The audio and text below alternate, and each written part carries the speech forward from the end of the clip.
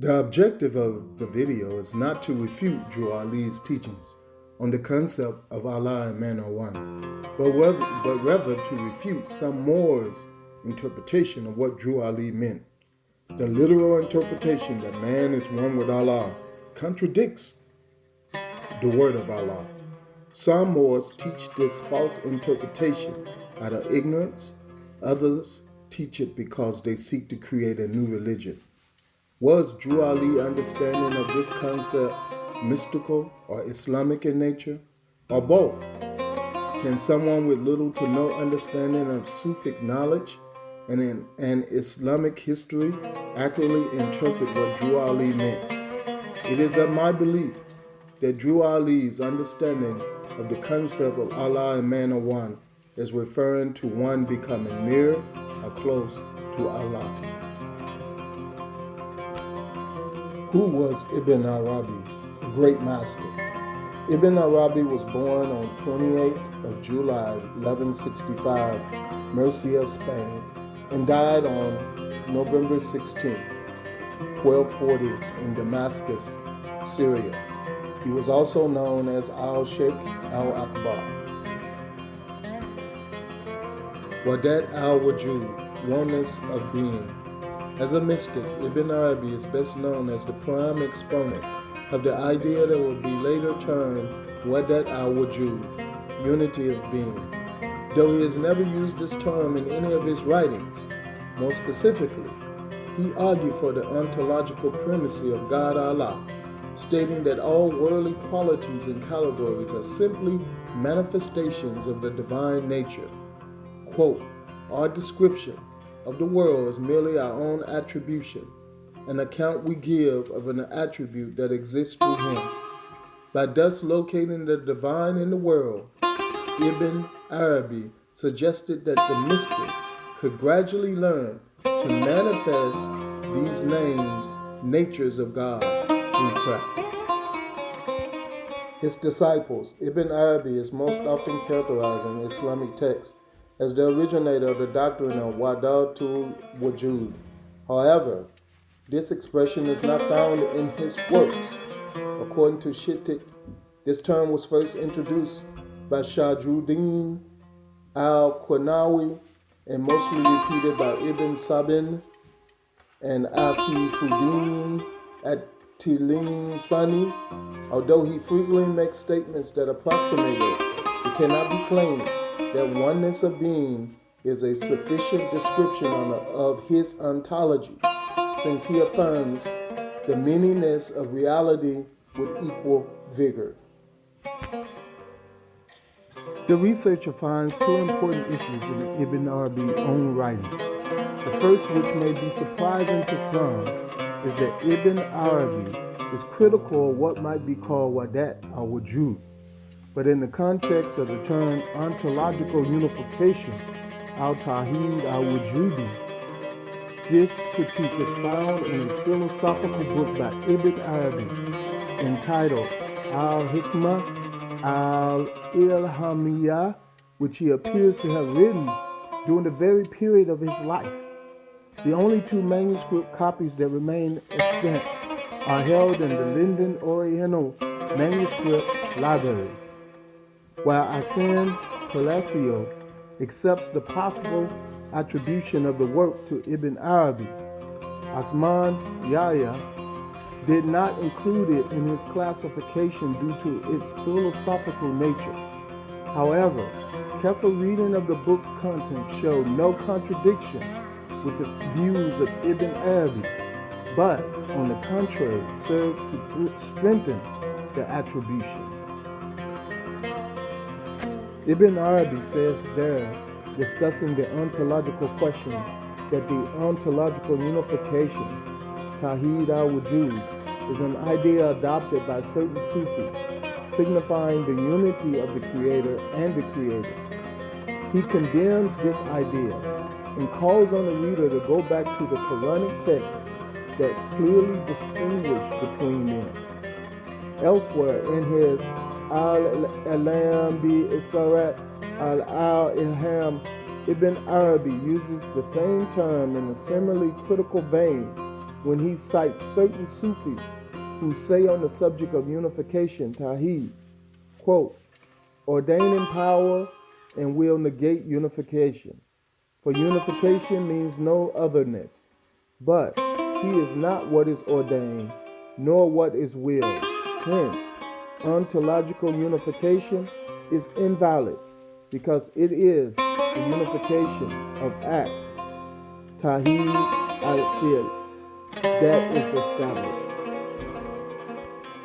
Although he, Ibn Arabi, does not name it explicitly, he is critical of the concept of Wahdat al-Wajud that was widespread in Andalusia. In a letter addressed to his friend Abu al-Qasim al-Imad ibn Sukuri, where he draws attention to the gravity of the situation that befell a student of al-Sukuri, Abu al-Abbas al-Khayyat, because some of his friends plotted against him and made him believe that he is the same as the one whom he worshipped. Ibn Arabi comments that there is no concealing his ignorance and asks al-Sukuri to address the matter.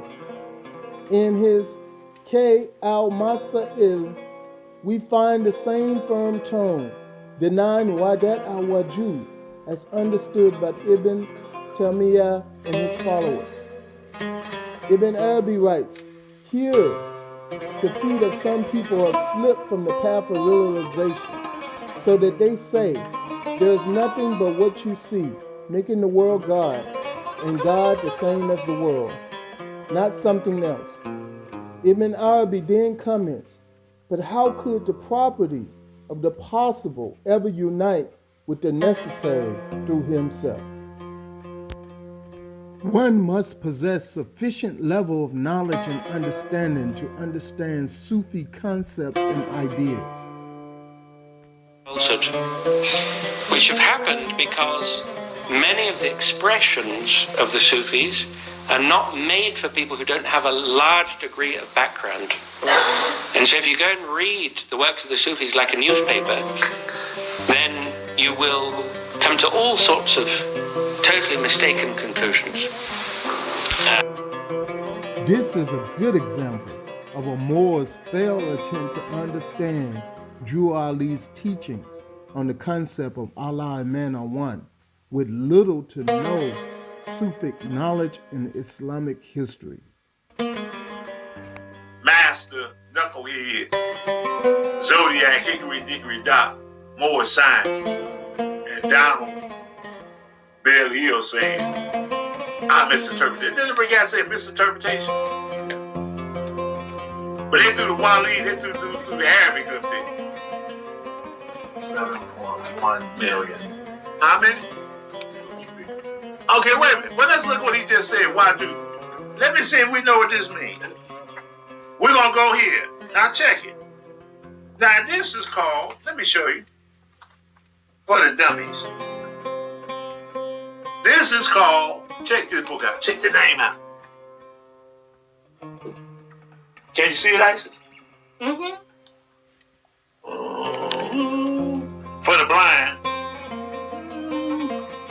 For the people that see it long distance. So here you go. Read what it says, Mo. Now the guy said the same name that's in this book. He's saying a misunderstanding is something that's been defined. Wait a minute, this is defined. Now go ahead. Go ahead, Mo, read it. Wuju. Wuju. Wait. Let me see if it's the same word this Negro talking about. First, I want you to spell it, see if we can spell it together. Okay, let's see if we can spell this together here. Okay. Now, let me see. I'm going to spell what he got. W-H-D-A-T. What's the first word over there? W-A-H-D-A-T. You said W-H-D-A-T what? L. Wuju. Or L, how you spell L? A-L? You got a hyphen? Yes. There's a hyphen in this word too. Then the word is W-U-J-U-D. It's the same word. Parentheses. Wait a minute, show it to them because they may say I'm lying.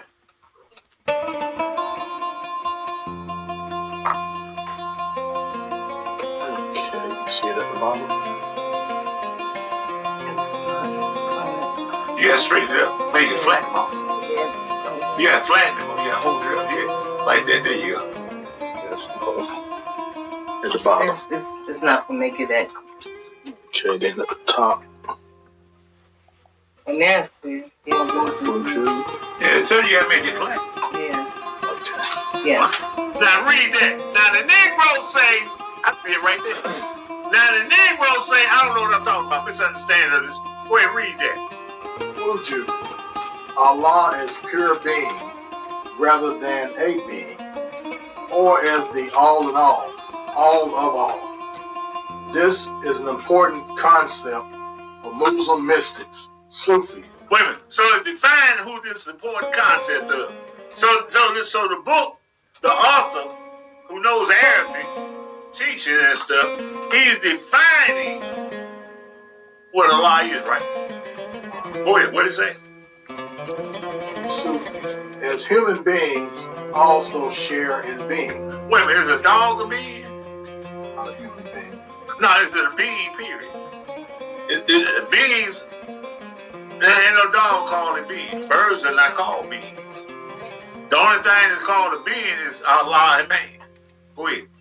The spirit is argued to be a part of God's being, and Wait a minute, the spirit. So we're talking about spirit. therefore union is possible. So therefore, union is possible because there's two beings, right?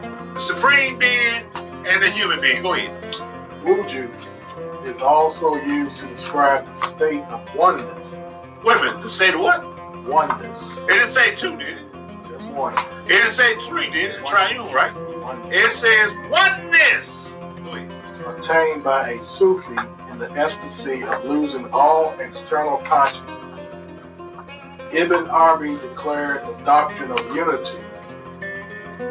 Wahdat al-Wajud. Wait a minute, that's the word he just read, right? That's what the word brother said, right? It's misunderstanding, right? Go ahead. Go ahead. Which stated that all things pre-exist as ideas in the knowledge of God. Wait a minute. So all these ideas, the prophet said man's the thought of Allah. That's why time that was man not. So this guy saying the thoughts of Allah is a lie. Go ahead. Whence they emanate and eventually return. So it comes from Allah and it go back to Allah. That's Islamic. It tells you he calls you to die, calls you to live again, calls you to die, calls you to live again, and then he calls you back to him. Go ahead. That's Surah for the deaf, dumb, and blind. All you gotta do is read Surah 22, 65, 67. But anyway, go Surah 22, 65 through 69. Go ahead, Mom. This statement gave credence to the Sufi quest. It gives credence. That means it gives accreditation. It verifies, it proves the fact of. Go ahead. That's it. That's all. All right, it's on. So why does The misinterpretation of Drew Ali's concept of Allah and man are one, taught by some misinformed Moors and by others who seek to maintain a divide between Muslim Americans and the greater Islamic community for the purpose of creating a new religion. This interpretation contradicts the word of Allah and is the work of the one-eyed Dajjal. This movement that you analyze, these movements, they follow part of Islam, but many things like the word innovation has come into it, bid'ah. So all the things if you analyze, the people, the great people, they may be good, but the followers, if you analyze, they have done wrong practices. So I cannot say the person, the head, was wrong or right unless you go into the history. But what the people today claim to be Sufis today in this world, they have deviated from the right path. Some less, some more. Some Sufi went to the stage of saying that we are one with God, Wahdat al-Wajud, but it's totally shirk, which is haram in Islam. So Sufis have gone to different stages. Some said that we become one with God. How can we become one with God? That is Wahdat al-Wajud.